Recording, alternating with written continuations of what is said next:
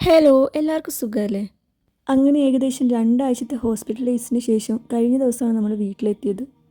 കൊയിലാണ്ടിയിലെ Nityananda ayurvedic ഹോസ്പിറ്റലായിരുന്നു treatment. എനിക്കല്ല കേട്ടോ, എൻ്റെ സിസ്റ്ററിൻ്റെ കൂടെ ബൈസ്റ്റാൻഡറായിട്ട് പോയതാണ് ഞാൻ. ഇവിടെ മർമ്മ ചികിത്സയാണ് നടത്തുന്നത്. നീര് കൊണ്ടുള്ള പ്രശ്നം കൊണ്ട് നടുവേദനയ്ക്കുള്ള ഒരു ട്രീറ്റ്മെൻറ്റ് എടുക്കാൻ വേണ്ടിയിട്ടാണ് ഞങ്ങളിവിടെ വന്നത്.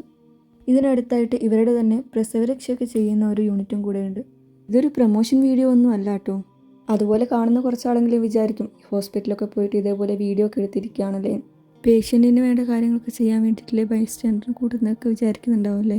പക്ഷേ ഇവിടുത്തെ കാര്യം പറയുകയാണെങ്കിൽ രാവിലെ ആകുമ്പോൾ ഇവിടുത്തെ സ്റ്റാഫ്സ് വന്നിട്ട് ട്രീറ്റ്മെൻറ്റ് റൂമിലെത്തുന്ന ടൈമൊക്കെ പറഞ്ഞു തരും. മരുന്നിടലും കിഴിവെക്കലും ഒക്കെ കഴിഞ്ഞ് പേഷ്യൻ്റ് റൂമിലെത്തുമ്പോൾ ഒരുപാട് സമയമാവും, 2-3 മണിക്കൂറെങ്കിലും എടുക്കും. പിന്നെ ഫുഡും കാര്യങ്ങളൊന്നും നമ്മൾ പുറത്ത് പോയി വാങ്ങിക്കേണ്ട ആവശ്യമൊന്നുമില്ല. അവിടുത്തെ ക്യാൻറ്റീനിൽ നിന്ന് നമുക്ക് ഡോറിൻ്റെ ഫ്രണ്ടിൽ കൊണ്ടുവരും ഫുഡ്.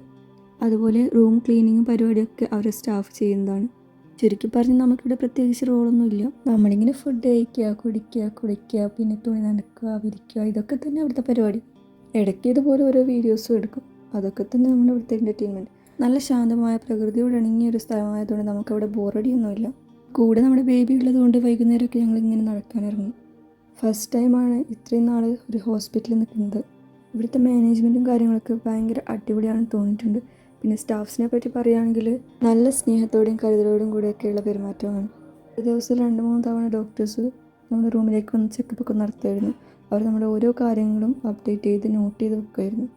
അതിപ്പോൾ എല്ലായിടത്തും അങ്ങനെ തന്നെയാണോ എന്ന് ചോദിച്ചാൽ എനിക്കറിയില്ല. പക്ഷേ ഡോക്ടേഴ്സ് ആണെങ്കിലും തെറാപ്പിസ്റ്റ് ആണെങ്കിലും ഒക്കെ നമ്മുടെ അടുത്ത് ഒരുപാട് സമയമെടുത്ത് കാര്യങ്ങളൊക്കെ ചോദിച്ച് മനസ്സിലാക്കിയിട്ടാണ് അവർ പോകുന്നത്. ഹോസ്പിറ്റലിൻ്റെ ഉള്ളിലേക്ക് കയറുമ്പോൾ തന്നെ ഫസ്റ്റ് നമ്മുടെ കണ്ണുകൾ പോകുന്ന ആ ഒരു പ്രതിമയിലേക്കാണ്. അവിടെ ഒരു നടുമുറ്റാണ് വരുന്നത്. ഈ ഒരു ഫോട്ടോയിൽ കാണിക്കുന്ന ആളാണ് സ്വാമി നിത്യാനന്ദ.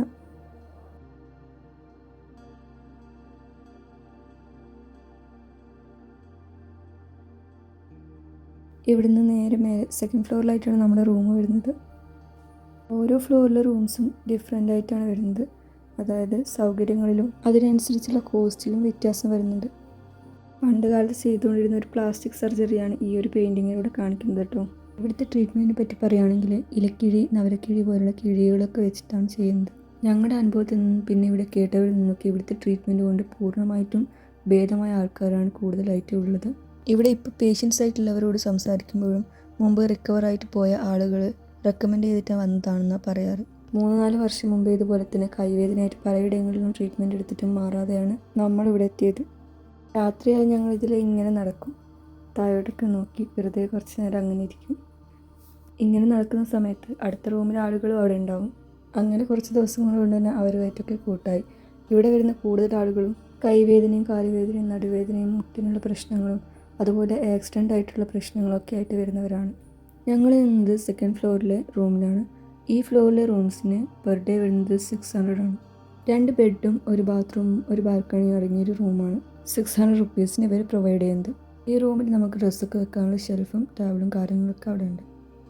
ഈ ഒരു സീനറി കണ്ടുകൊണ്ട് ഈ ഒരു വീഡിയോ വൈൻഡപ്പ് ചെയ്യുമ്പോൾ എൻ്റെ മനസ്സിലൂടെ കടന്നു പോകുന്നത് ഇവിടുന്ന് പരിചയപ്പെട്ട കുറച്ച് മുഖങ്ങളും ചില വേദനകളുടെയും പ്രയാസത്തിൻ്റെയും കഥകളും ഒക്കെയാണ്. എല്ലാവർക്കും സുഖമാവട്ടെ എന്ന് പ്രാർത്ഥിക്കുന്നു.